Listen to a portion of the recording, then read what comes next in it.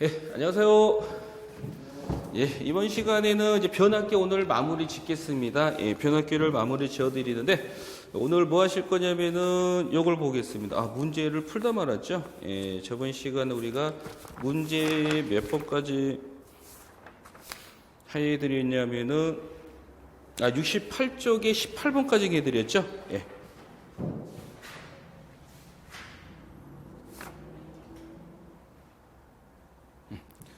그러면은 요거 봅니다. 오늘 마무리 지었는데, 우리가 저번 시간에 우리가 여자회로 혹시 기억나시죠? 여자회로. 여자회로는 책에 내용이 없으니까 제가 어떻게 했냐면은 당구장 표시를 해드렸을 거야. 맞나요? 이렇게 해가지고 제목을 여자회로다라고 이렇게 잡았습니다.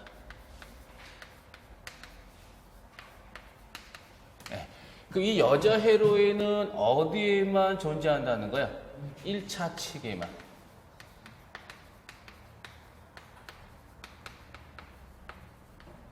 이렇게 적어드렸을 거예요. 그래서는 여자회로라는 것은 1차 측에만 존재하는 겁니다. 그러면은 어떻게 생긴 게 여자회로냐라고 제가 적어드렸냐면은 이렇게 적어드렸을 거예요.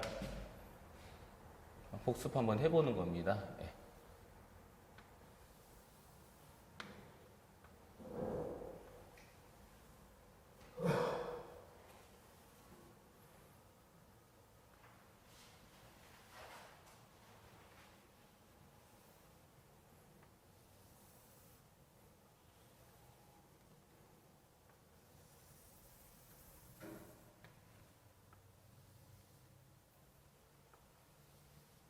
이게 여자회로입니다. 그래서 요게 1차 측의 요 회로가 이렇게 들어가 있는 겁니다. 그럼 제가 요게 여자회로, 이와 같은 회로를 우리는 이것을 여자회로라고 부르는 거고요. 여자회로는 무조건 어느 쪽? 1차 측에 들어간 겁니다. 그럼 제가 여기에 이렇게 제가 뭐를 갖다 거냐면은 저온압을 제가 이렇게 갖다 겁니다. 뭐를? 저온압을 갖다 합니다. 1차 측이죠? 여기 이렇게 제가 저온압을 갖다 걸며 뭐가 흘러요? 이렇게 전류가 이렇게 흘러요. 그래서 1차에 흐르는 전류다 해서 아이온이라고 잡은 거야. 그럼 요 아이온이 흘러서 여기까지 딱 오시다가 지료가 몇 군데로 쪼개져요? 두 군데로 쪼개지잖아요. 근데 만약에 내가 부하를 달입니다. 그럼 부하를 달면 이 아이온이라는 게 바로 어느 쪽으로? 요쪽으로 이렇게 전류가 가겠지만은 부하를 달지 않아요. 그럼 부하를 달지 않는다는 것은 무슨 전류예요? 부하를 달지 않는다는 것은 뭐예요? 부하가 없다는 거죠? 그럼 부하를 달지 않는다는 것은 무부하가 되는 거예요. 그럼 무부하라는 것은 부하가 없는 거예요. 그럼 부하가 없을 때는요, 아이온이라는 것은 이쪽으로 가야 안 가요? 안 갑니다. 그래서 아이온이라는 것은 부하를 달면은 이쪽으로 가지만 부하를 달지 않는 것은 무부하. 그 무부하라는 건 부하가 없기 때문에 아이온이라는 것은 어느 쪽으로? 요 밑에 쪽으로 이렇게 뭐가 되냐? 빠집니다. 이 전류를 제가 편의상 요걸 제가 I0로 잡은 거죠. 이유는 없어요. 단지 이거 뭐 하기 위해서 구분하려고 이렇게 잡은 거예요. 그러면 요 아이온을 우리는 뭐라고 부르냐 하면은 요 아이온을 우리는 뭐라고 부르는데 이것을 여자 뭐라 그랬어요? 전류다라고 이렇게 표현한 겁니다. 그러면 요 전류가 흘러서 어디까지 오시다가 요 지점까지 딱 오시다가 지뢰가 몇 군데? 두 군데요. 일부는 여기로 흐를 거지. 일부는 저항 쪽에, 일부는 코일 쪽에 흐르는데 이 저항 쪽에 흐르는 이 전류를 우리는 편의상 요거를 IW라고 부르고 코일에 흐르는 전류를 요거를 편의상 우리는 뭐라고 부르는 이것을 IU라고 이렇게 표현을 한 겁니다. 근데 책 저자마다 다릅니다, 이거는. 저는 그냥 요 놈을 IW, 이걸 IU로 잡았지만은 저자마다 이걸 또 다르게 잡을 수도 있어요. 그래서 제가 여기다가 이름을 넣어갑니다. 우리는 요 IW를 우리는 뭐라고 부르냐 하면 이걸 우리는 철선 전류라고 부르는 거고요. 요 IU를 요걸 우리는 뭐라고 부르냐 하면은 요걸 우리는 뭐라고 부른다 이것을 자하전류다라고 이렇게 부릅니다. 그럼 이 자하전류라는 것은 뭐냐 하면 자하전류라는 것은 자속,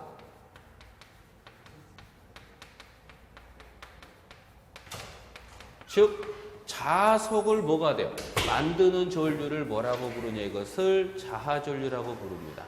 다시 자하전류라는 것은 자석을 만드는 전류를 뭐라고 불러요? 이것을 자하전류입니다. 그래서 시험지에서는 요 놈이 출제가 돼요. 그래서 우리는 자석만을 만드는 전류를 무슨 전류입니까? 라고 물으면 가나다라 보기 중에 자하전류를 찾으시면 됩니다. 무슨 전류? 예, 자하전류. 그래서 자석만을 만드는 전류를 뭐라 그러는 이것을 자하전류라고 부르는 겁니다. 이제 여기서 이걸 보셔야 돼요. 뭘 보냐면은 요 I0를 제가 뭐라 그랬어? I0. 우리가 I0를 무슨 전류냐고 물어. I0 우리는 이것을 여자 전류라고 그랬죠. 그럼 왜 이걸 여자 전류냐라고 부르면요. 바로 이게 바로 무슨 해로니까 여자 해로다 해서 이것을 여자 전류라고 부르는 겁니다. 큰 뜻은 없어요. 단지 이렇게 생긴 해로를 무슨 해로? 여자 해로기 때문에 이 I0를 우리는 여자 전류라고 부르는 거야. 그럼 이 여자 전류 I0라는 것은 뭐냐면요. 바로 I 뭐예요? W하고 I 뭐가 되냐면은 U에 뭐가 되냐? 합을 뜻하는 겁니다. 그런데 요거는 합은 합인데 그냥 합이 아니라 벡터합이에요. 왜 그러냐면은 잘 보시면 I0가 흘러서 여기에서 양쪽으로 쪼개지는데 이 성분하고 이 성분은 같은 거야, 다른 거야? 즉, 이 소자하고 이 소자는 같은 거, 다른 거야? 다른 거죠. 그럼 다른 성분끼리 더할 때는 그냥 더할 수가 없습니다. 만약에 요것도 이렇게 생긴 저항이고 요것도 이렇게 생긴 저항, 똑같은 소자일 때는 그냥 더해서 얼마라고 하면 되지만 이 지금 그림상에 나오는 심볼 보시다시피 뭐예요? 같아 달라요? 다르잖아요. 그래서 지금 요거는 저항이고 요거는 코일이기 때문에 성분이 다르니까 두 개는 그냥 더할 수 없고 요거를 더할 때 어떻게 구하냐면은 바로 루트를 이렇게 씌워줘 가지고요. 뭐의 제곱이야? 바로 IW 제곱 플러스 IU의 제곱이 돼요. 그럼 이걸 제가 숫자로 한번 표현해 볼게요. 숫자로 표현하면은 만약에 이 철선 전류가 몇 암페하고 3암페하고 자하 전류가 얼마가 되냐? 4암페라고 칩니다. 그럼 이때 이 여자 전류는 얼마입니까? 라고 뭐 여자 전류. 그 여자 전류는 얼마입니까? 라고 물으면 이거하고 요거를 더해서 얼마? 7 하면 돼요, 안 돼요? 안 된다 그랬죠. 왜냐면은 요 성분하고 요 성분이 다르니까 우리는 어떤 걸 이용하냐? 요식 들어갑니다. 그래서 우리는 루트의 뭐의 제곱이야? 3의 제곱 플러스 4의 제곱이야. 그 이건 얼마가 되는 거야? 5가 된 겁니다. 그래서 우리는 만약에 요 성분하고 요 즉 같은 소자일 때는 두 개 돼서 얼마? 7라고 해주면 되는데 지금 이 성분하고 이 성분은 소자 자체가 다르니까 그냥 더하는 게 아니라 무슨 뭘로 해주냐? 요걸로 합니다. 그래서 루트에 IW 제곱 플러스 IU 제곱한 게 바로 뭐냐면은 여자 전류의 크기가 되는 겁니다. 그래서 혹시라도 문제에서 여자 전류가 얼마입니까? 라고 물은데 철선 전류가 3이고 자하 전류가 4 주어지면 두 개 더해서 얼마 7 하면 안 된다 그랬죠? 무조건 요 식을 이용해서 얼마 5다라는 걸 해주셔야 됩니다. 또 잘 나오는 거 이게 잘 나와요. 이번에는 철선 전류가 6이고 자하 전류가 만약에 8입니다. 그럼 이때 뭘 구하나? 여자 전류는 얼마입니까? 라고 물어요. 그럼 두 개 더해서 얼마? 이거 14 하면 안 된다 그랬죠? 요거는 항상 더할 때는 우리가 여기다 더하면 그러면 여기에 떼주시면은 어떻게 돼요? 루트의 뭐의 제곱이야? 6인가요? 예, 6의 제곱 6이죠? 예. 6의 제곱 플러스 8의 제곱 해서 얼마가 돼요? 10 이렇게 해줘야 됩니다. 이게 바로 뭐냐? 여자 전류입니다. 예, 알아둡니다. 그래서 우리는 여자 전류라는 것은 요식이 중요하죠. 이거. 이게 바로 여자 전류값 구하는 공식입니다. 네.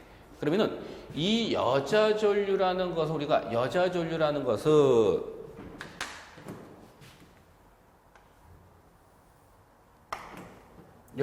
이 여자 전류라는 것은 어떤 고조파를 포함하고 있느냐라고 물을 겁니다. 예, 어떤 고조파? 그 여자 전류라는 것은 어떤 고조파를 포함하냐면은 바로 뭐냐? 3고조파 있죠? 예. 예. 3고조파를 포함한 겁니다. 그럼 고조파라는 것은 요겁니다. 고조파라는 건 참고로 봅니다. 고조파라는 것은요. 우리는 이렇게 생긴 파를 무슨 파라 그럴까요? 이렇게 생긴 파를 우리는 정연파라 그러는데 그 외부에 뭐가 들어오게 되면 잡음이 들어오게 되면요. 요 파형이 이런 식으로 찌그러진 파형으로 변형이 됩니다. 우리는 이렇게 생긴 파형은 정연파가 아니다 그래서 비정연파, 사인파가 아니다 그래서 비사인파, 찌그러졌다 해서 이것을 외형파라고 불러요. 그러면 원래는 이렇게 생긴 정연파였는데 외부에서 잡음이 들어오면서 파형이 이런 식으로 찌그러집니다. 그러니까 이렇게 찌그러지는 이유는 뭐냐면 외부에서 여러 가지 고조파가 들어왔기 때문이라는 거죠. 그러면 그 고조파라는 것은 굉장히 많은 고조파들이 있어요. 그 많은 고조파 중에서 여자전류는 바로 제3고조파를 포함을 시킨 거고요. 그럼 3고조파라는 것은 외부에서 잡음이 들어오는 거죠. 그럼 잡음이 들어오면 이렇게 파형이 찌그러진다 그랬잖아요. 그럼 찌그러진 파를 뭐라 그러는데 이것을 비사인파라고 부릅니다. 이걸 또 뭐라고 그래요? 이것을 비정연파라고 불러요. 정연파가 아니다. 이걸 다른 말로 뭐예요? 찌그러졌다 그래서 이것을 외형파라고 부릅니다. 다 같은 말입니다. 네, 우리는 여자 전류는 3고조파를 포함시킨 거고요. 그때 여자 전류라는 것은 비사인파, 비정연파, 외형파를 의미한다라는 거. 그래서 우리가 이제 어디까지 여러분이 보시냐면요, 요 부분 한번 봐두시고요. 나오는 것만 지금 체크해 드린 겁니다. 그 다음에 자하 전류가 뭐냐라는 요거하고, 그 다음에 여자 전류의 크기는 이렇게 구한다는 거. 나오게 되면 딱 세 파트에서 출제가 될 겁니다. 그 외로 넘어가면 이제 기사 쪽이 돼버립니다. 그래서 기사 들어가면 더 다른 것들을 하지만 지금 기능사기 때문에 나오는 것만 딱 말씀드리는 거야. 요거 외에는 절대 안 보셔도 돼요. 시간 낭비죠. 그래서 딱 여기까지만 여러분이 보시고요.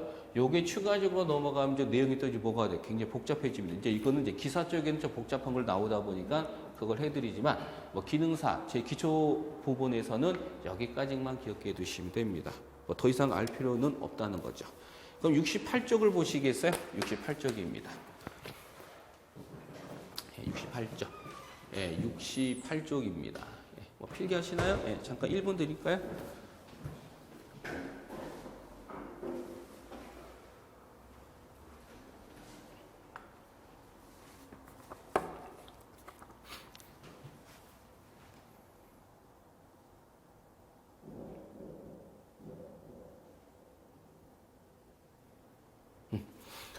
그러면 19번 보시겠어요? 68쪽의 19번입니다. 68쪽의 19번.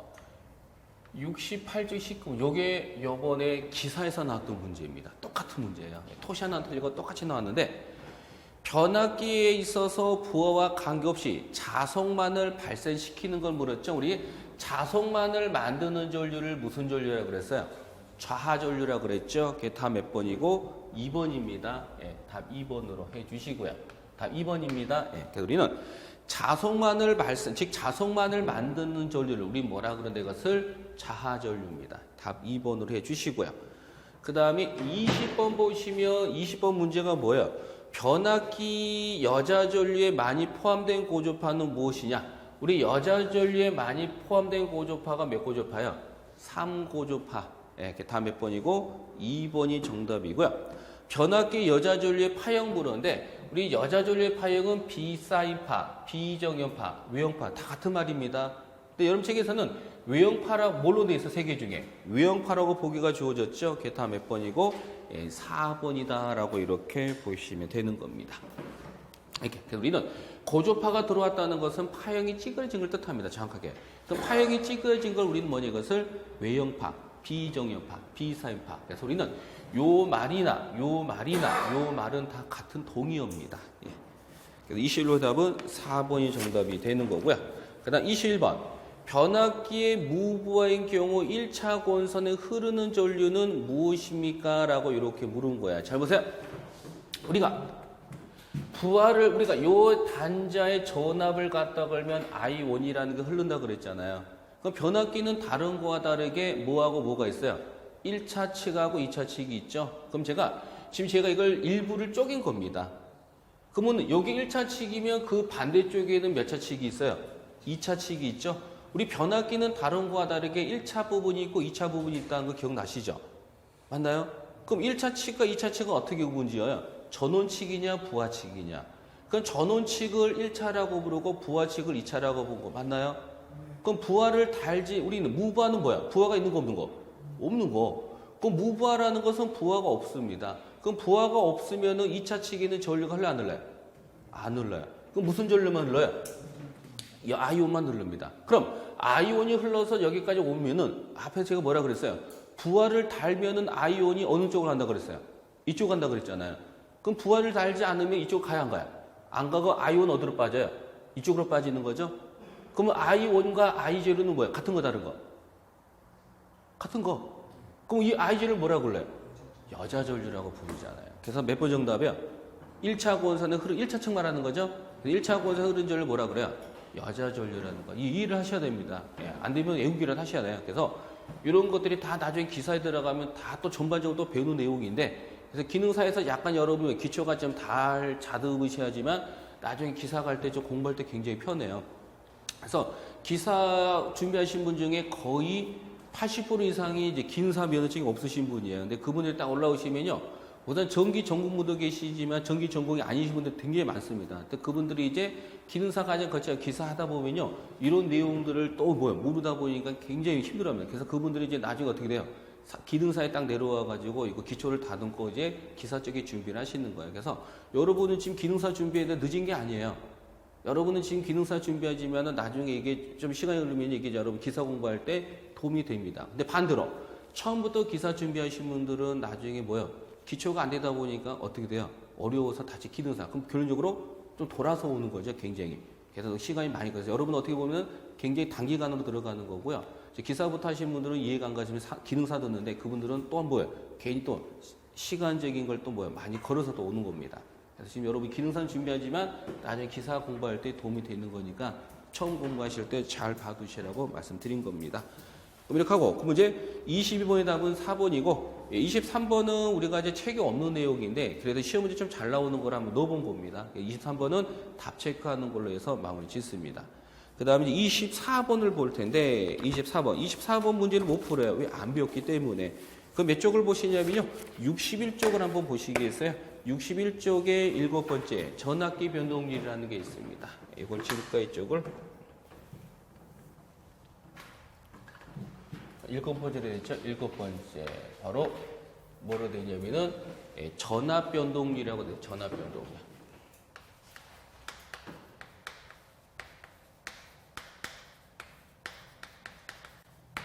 전압 변동률입니다.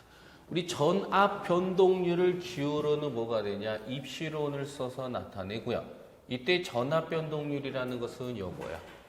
우리가 전기를 만들기로는 얼마를 만들었냐면은 100을 만들었는데 실제로 내가 쓰는 전기는 얼마뿐이 못 쓰냐면은 90분이 못 쓴다고 칩니다. 분명히 만들기로는 100을 만들었는데 실제로 내가 쓰는 것은 90분이 없다면은 얼마의 손실이 생긴 거야? 10이라는 손실이 생긴 거잖아요. 그러면 요 10이라는 손실을 제가 뭘로 나타낸 거야? 100분율로 나타낸 게 바로 전압 변동률입니다. 다시 전압 변동률이란 손실을 100분율로 나타낸 게 전압 변동률이에요. 그럼 전압 변동률은 큰 게 좋은 거예요? 작은 게 좋은 거예요? 말씀드렸잖아요. 전압 변동률이라는 것은 손실을 100분율로 나타내는 게 전압 변동률. 그럼 전압 변동률 손실을 100분율로 나타낸 거니까 전압 변동률은 좋은 거야, 나쁜 거야? 나쁜 거잖아요. 그럼 클수록 좋은 거야, 작을수록 좋은 거야? 작을수록 좋다는 겁니다. 예, 뭐 그런 거 묻지는 않겠지만 그래도 그냥 그런 거 받으시고, 그럼 이 전압 변동률을 기울어는 입시론을 써서 나타내는 거고요. 이때 전압 변동률 식은 어떻게 되냐? 이렇게 됩니다. V는 뭘까요? V는 예, V라는 것은 바로 뭐가 되냐면은 전압이 되고요. 여기에 N이 붙으면 이것은 전격 전압을 뜻합니다. 그럼 전격 전압이라는 것은 뭐냐면 말 그대로 정상적인 전압을 전격 전압이라고 그래요. 여러분 가전제품을 돌릴 때는 어떻게 돼요? 콘센트에 꼽는 거 맞죠? 그럼 콘센트에 들어간 전압 몇 볼트야? 220이죠. 우리 가정제품 220 맞죠? 그럼 여러분이 우리 가정제 전자제품을 돌릴 때 필요인 전압 몇 볼트라는 거야? 220. 그래서 여러분이 전자제품 뒤에 보시면은 뭐가 되냐면은 전격 전압이 220V라고 되어 있습니다. 무슨 뜻이에요? 그 가전제품을 정상적으로 돌리려면은 필요한 전압이 몇 볼트라는 거예요? 220입니다. 그럼 그 220보다 엄청난 전압을 넣으면 어떻게 돼요? 그 가전제품 터져버리는 거죠. 그래서 전격 전압이라는 것은 정상적으로 동작하기 위해서 필요한 전압을 전격 전압이라고 표현합니다. 그럼 V는 전압이고 N이 붙으면 전격 전압이 되고요. 여기에 V가 붙으면 전압인데 O가 붙으면 뭐가 돼요? 무부하 전압. 무부하 전압이라는 것은 부하가 있을 때 없을 때? 없을 때에서 부하가 없을 때 걸리는 전압을 무부하 전압, 즉 무부하 단절 전압 되고요. 빼기 V는 뭐가 되고 전압이고 N이 붙으면 전격 전압이 됩니다. 우리는 전압 변동률이라는 것은 전격 전압에 대한 무부하 전압과 전격 전압의 차의 비를 뭐로 나타내는 거예요? 백분율로 나타내는 게 전압 변동률. 그래서 퍼센트지로 물으면 곱하기 얼마가 들어가요? 100이다라는 걸 기억합니다. 그럼 이게 바로 전압 변동률. 그럼 중요한 게 있습니다. 뭐냐? 이 전압 변동률이라는 것은 변압기에서만 전압 변동률이라는 게 아니라 다른 부분에서도 우리가 전압 변동률이라는 걸 존재해요. 그러면은 이 다른 부분에서의 전압 변동률식은 똑같습니다. 근데 단지 변압기에서의 전압 변동률을 물으면요. 요 식 말고 또 하나의 식이 있어요. 요 식 때문에 같이 넣어드린 거예요. 그럼 어떤 식이 있냐면은 여러분 책에서는 어떻게 했어요? P의 코사인 세타 플러스 뭐로 돼 있어요? Q에 뭐냐? 사인 뭐가 되냐면은 세타라고 이렇게 돼 있을 겁니다. 맞죠? 네. 그때 우리는 요때 이 Q 앞에는요, 무조건 플러스는 솔직히 아닙니다. 여기에는 뭐가 붙을 수도 있냐면은 마이너스도 붙을 수가 뭐가 되냐? 있는 겁니다. 마이너스. 이때 이 플러스 마이너스는요, 어떤 뚜렷한 말이 없으면은 무조건 플러스를 붙지만 어떤 말이 들어갈 때 플러스 마이너스를 찾으셔야 돼요. 어떤 말이냐면은 이 플러스가 붙으면은 바로 역률이 바로 뭐냐? 지상인 역률 있죠? 지상은 뒤진다는 겁니다. 즉 뒤진 역률, 지상인 역률이 나온다 싶으면은 뭐가 돼요? 플러스를 넣어야 되는 거고요. 만약에 진상이야. 진상이라는 것은 앞서는 겁니다. 그래서 만약 역률이 진상인 역률, 진상이다 라는 말이 나왔을 때는 Q 앞에 보는 뭐냐? 마이너스예요. 상서 여러분이 식은 이렇게 되는데 역률이 지상이냐 진상이냐 라는 말이 나오면 플러스다 마이너스 넣지만 이게 진상인지 지상인지 플러스인지 마이너스는 식별이 안 된다. 그럼 무조건 뭘로 보는 거예요? 플러스로 보는 겁니다. 이거는 뭐 약속입니다. 이건 제가 약속한 게 아니라 이걸 풀기 위해 학자들이 자기 나름대로 약속 규정을 정해 놓은 거야. 제가 규정을 정한 게 아니고 이거 학자들이 정한 거기 때문에 이건 약속은 지켜줍니다. 그래서 어떤 뚜렷한 말이 없으면 무조건 우리는 플러스고요. 진상이다 지상이다 라는 말이 나오면은 요 놈을 따져준다라는 거. 이렇게. 그래서 우리는 전압 변동, 우리 변압기에서 전압 변동률은 다른 거와 다르게 1차 부분이 2차 부분이 있다 보니까 전압 변동식이 두 가지다라는 겁니다. 그럼 여기서 우리가 하나 더 알아두면 이제 용어 좀 넣을게요. 그래서 우리는 뭐를? 여기 보시면은 요 코사인 세타 있죠? 우리 코사인 세타를 뭐라고 불러요, 이걸? 역률이다라고 이렇게 부르는 거고요. 사인 세타를 우리는 뭐라고 부르냐 이것을 우리는 무효율이다라고 부릅니다. 이름입니다. 이름입니다. 그다음 우리는 요 P 있죠, 요 P.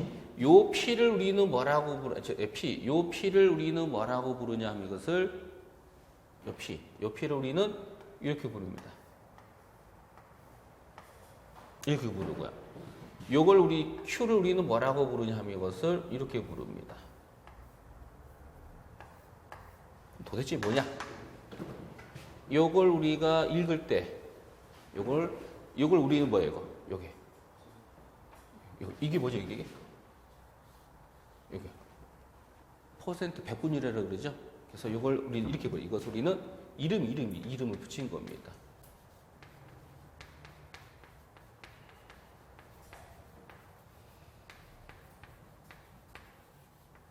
이걸 백분율 조항, 백분율을 우리가 영어로 어떻게 해요?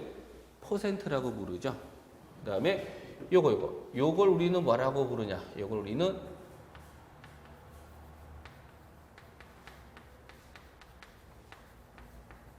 이름입니다. 그럼 죄송합니다. 쓰다가 말했죠.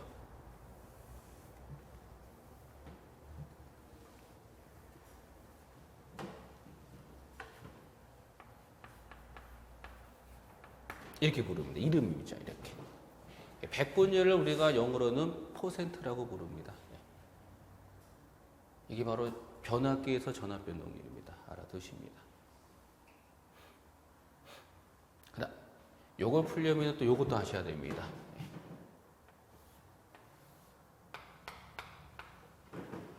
우리 코사인 세타가 뭐라 그랬어요? 용률이죠. 그 용률이라는 것은 루트에 1 마이너스 요거고요. 그 다음에 사인 세타는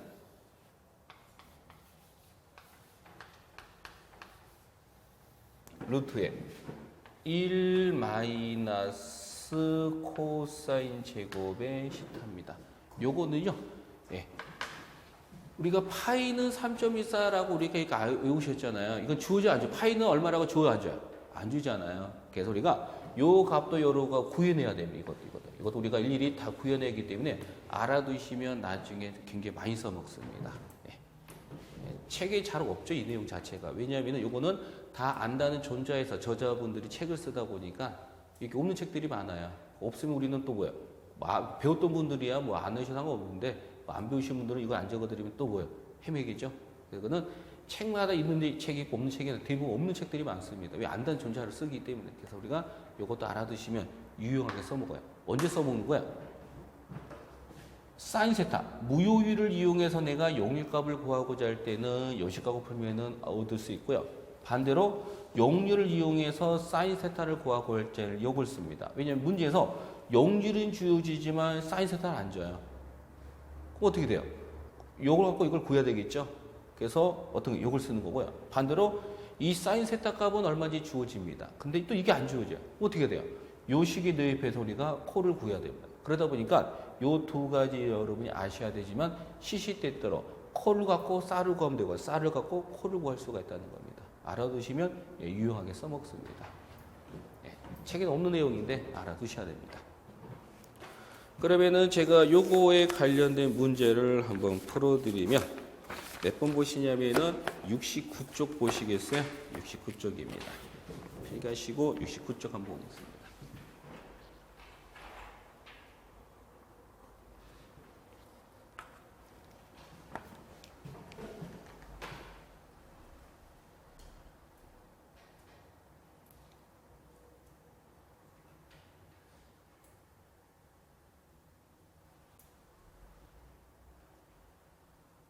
네, 그럼 69쪽에 24번 한번 볼까요? 24번입니다.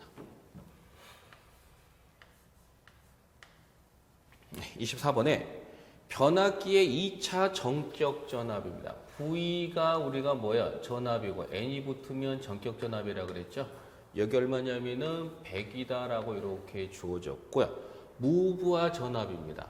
V가 바로 전압이고 O가 붙으면 무부하 전압이 됩니다. 맞나요? 여기 얼마가 되냐면은 104입니다. 그리고서 뭘 물었냐면은 전압 변동률은 얼마가 되겠냐? 우리 전압 변동률식 두 가지가 있어요. 요것도 전압 변동률이고 요것도 전압 변동률이죠. 그 위쪽에 쓸지 아래쪽에 쓸지는 주어진 조건을 보셔야 돼요. 그러면 지금 이 주어진 조건을 만족하는 것은 위쪽이에요, 아래쪽이에요? 위쪽이 되겠죠? 그럼 대입합니다. 그 먼저 정격 전압이 얼마예요? 100 주어졌고요. 네, 무부하 단자 전압이 얼마예요? 104 주어졌습니다. 빼기 얼마? 100입니다. 그럼 가나다를 보니까 뭐야? 문제는 몇 퍼센트냐고 주어있죠? 전압 변동률은 몇 퍼센트냐? 그러니까 여기 또 곱하기 얼마가 들어가야 돼요? 100이 들어갑니다. 이렇게. 그래서 이걸 계산해 주시면 얼마? 3번인가요? 네, 3번으로 이렇게 답이 나옵니다. 그 다음에 25번입니다. 네, 25번 문제가 뭐냐? 변압기의 퍼센트 저항 강화죠. 변압기의 퍼센트 저항 강화가 뭐예요? P죠, P. Q죠, Q. 제가 P. 우리 뭐야? 즉 퍼센트 저항 강화가 2%죠. P가 얼마가 되냐? 2다라고 주어졌고요. 그다음 리액턴스 강화입니다. 리액턴스. 우리가 백분율 리액턴스 강화가 우리가 Q라 그랬잖아요. Q가 얼마냐고 봤더니 얼마? 3이다라고 이렇게 주어진 겁니다. 그다음에 용률이 주어졌죠. 용률. 맞나요? 용률. 우리 용률이 얼마? 용률이 바로 코사인 뭐가 되냐면은 세타입니다. 용률이 얼마냐면은 80이죠. 80이니까 얼마? 0.8이야. 그때 늦을 됐다가 동그라미 치시고 늦을 때 전압 변동률은 얼마가 되겠냐라고 물은 겁니다. 늦을 때 예. 그럼 전압 변동률 식 몇 개 있어요? 2개가 있죠.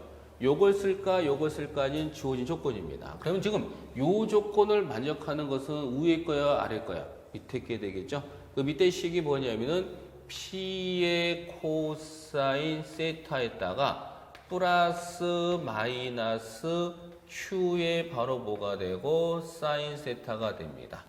우리는 이 플러스라는 것은 지상은 뭐야? 앞서는 거 뒤지는 거야. 뒤지는 거고요. 마이너스는 뭐예요? 진상이죠. 진상은 앞서는 거 뒤지는 거야. 진상은 진상은 앞서는 거고 지상은 뒤지는 겁니다. 그 문제는 늦은다 그래요. 그 늦은다는 것은 지상. 그럼 지상은 플러스 마이너스? 플러스 이렇게. 근데 이게 플러스인지 마이너스 구분 못하겠다. 그럼 무조건 뭘로 잡으면 돼요? 100% 플러스 잡으시면 됩니다. 여기다 놓고 우리가 문제를 푸시면 되는데 P 값은 얼마죠? P 값은 얼마? 2 주어졌고 곱하기 용률이 얼마? 0.8 플러스 Q가 얼마? 3 곱하기 사인 세타 무효율 있어 없어요? 없죠. 우리가 지금 무효율 값을 구해야 되겠죠. 그 무효율식 뭐라 그랬어요? 이게 바로 무효율식이잖아요. 그래서 어떻게 해주냐면은 루트에 뭐가 되냐면은 1 마이너스 0.8의 제곱이 되겠죠. 요거 계산해 주시면은 요 값은 얼마가 나온지 아세요? 0. 얼마 나와요? 요 계산해 주시면 0.6 나옵니다. 그래서 요 놈을 여러분이 계산해 주시면 얼마 값이 나오냐면은 얼마죠? 3번 나오나요? 네, 3번이 바로 답이다라는 겁니다. 이렇게 여러분이 보시면 됩니다. 그럼 26번을 한번 여러분이 한번 풀어보시겠어요? 26번.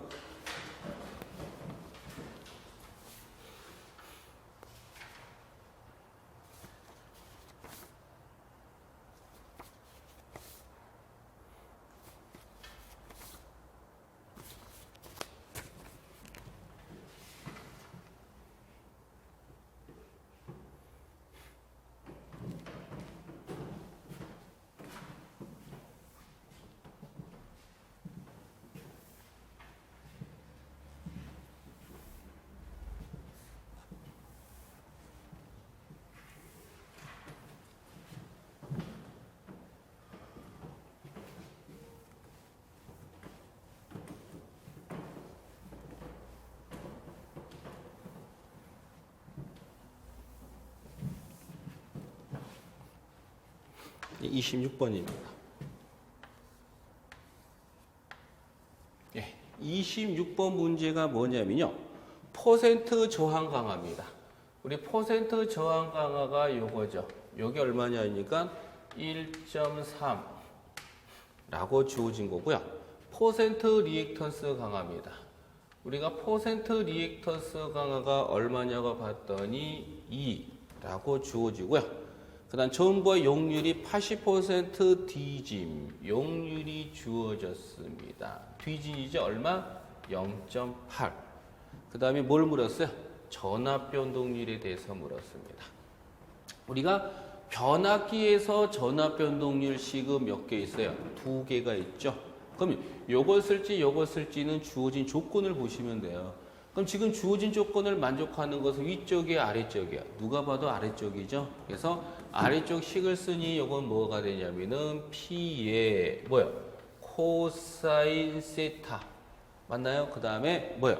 플러스 마이너스. 근데 거기에 조건이 뒤진다는 것은 지상일 때 MF는 지상일 때 부호가 뭐라고 했어요? 플러스. 그래서 여기다가 플러스가 들어가는 거고요.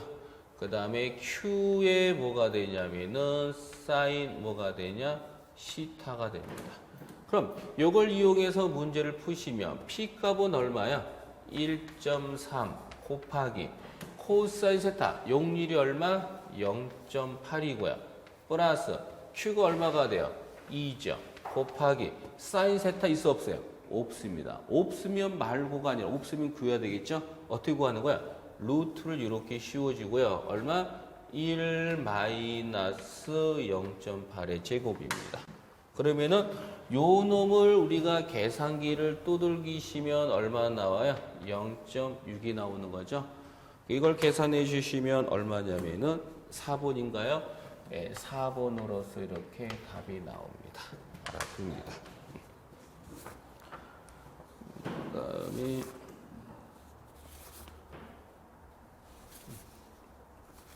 이렇게 보셔야 돼요. 관련된 문제가 여기까지입니다. 이렇게 보시고 이제 다음에 뭐 할 거냐면은 이걸 보겠습니다. 이쪽이냐면은 8번째 보니까 변압기에 손실이 있네요. 8번째가 변압기 손실로 되는 변압기 손실.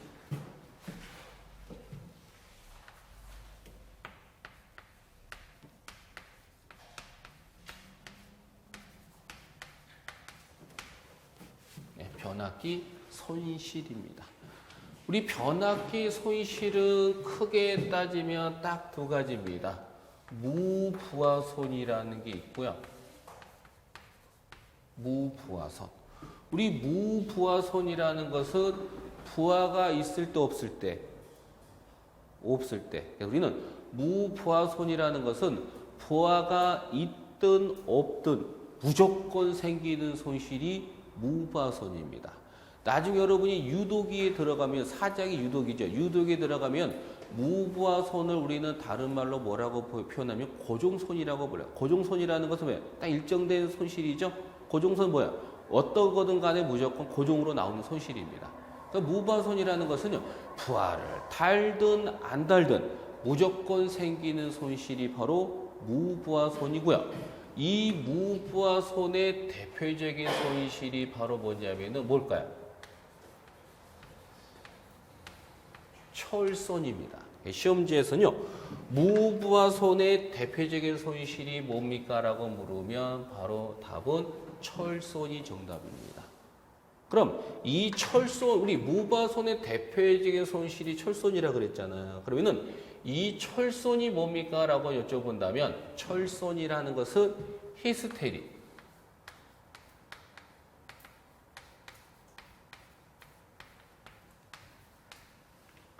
볼까요?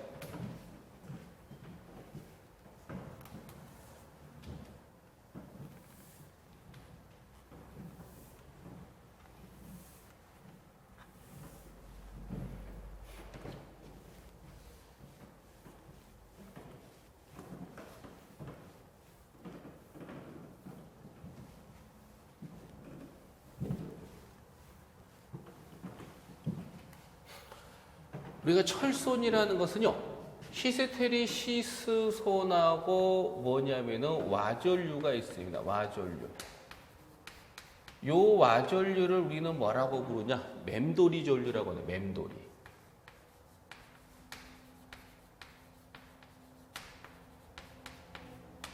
여기는 히스테리시스손하고 와전류, 맴돌이 전류손을 뭐야? 합한 걸 뭐라 그러냐? 이것을 철손이라고 부릅니다.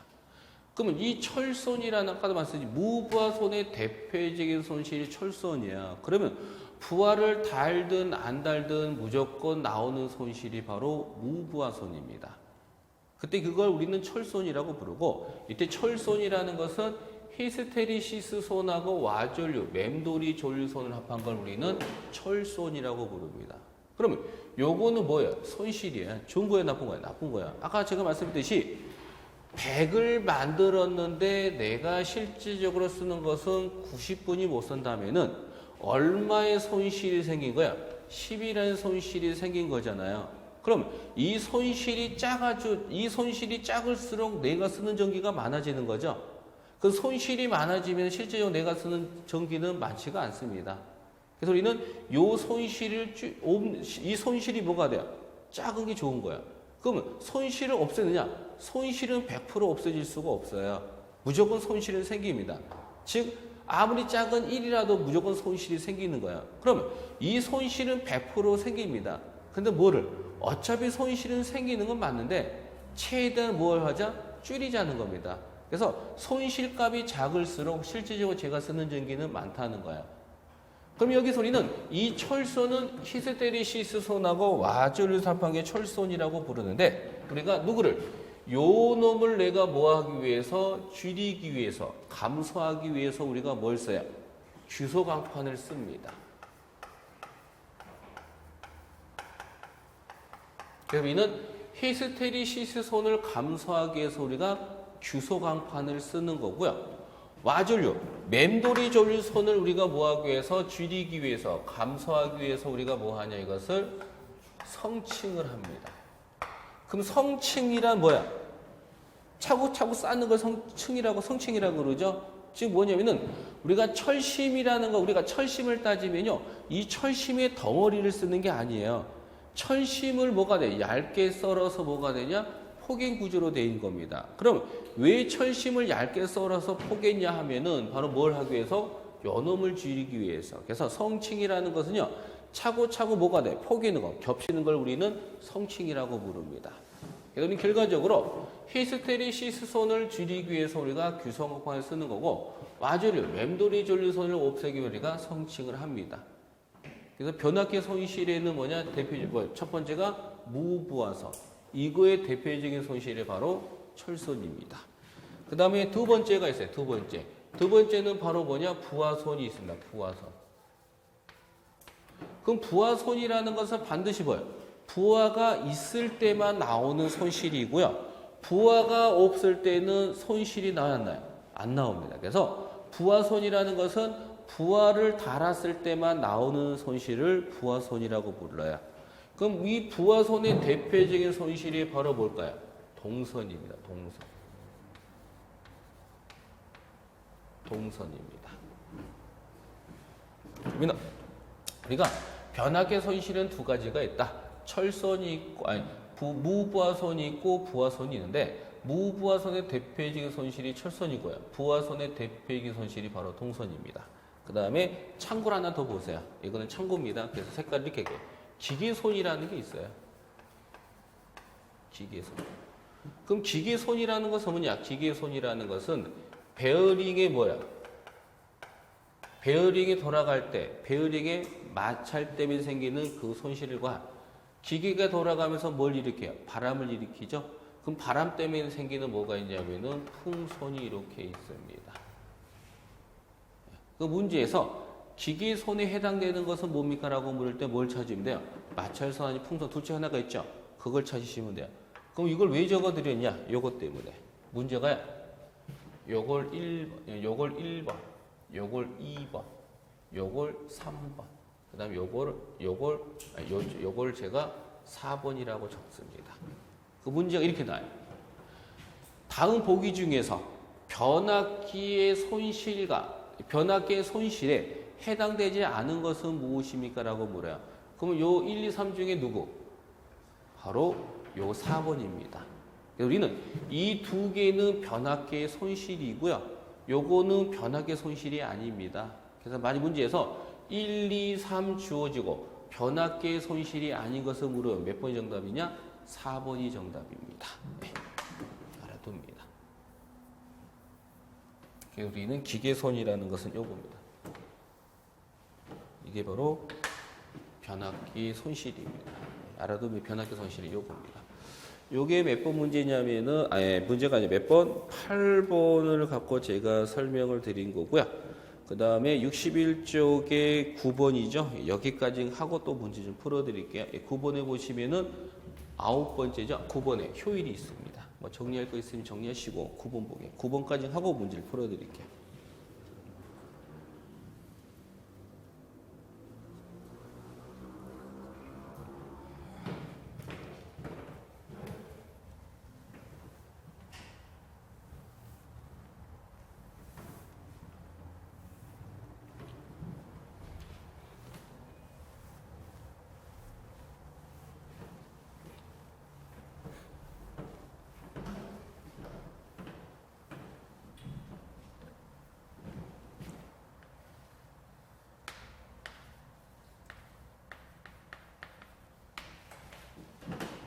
효율입니다.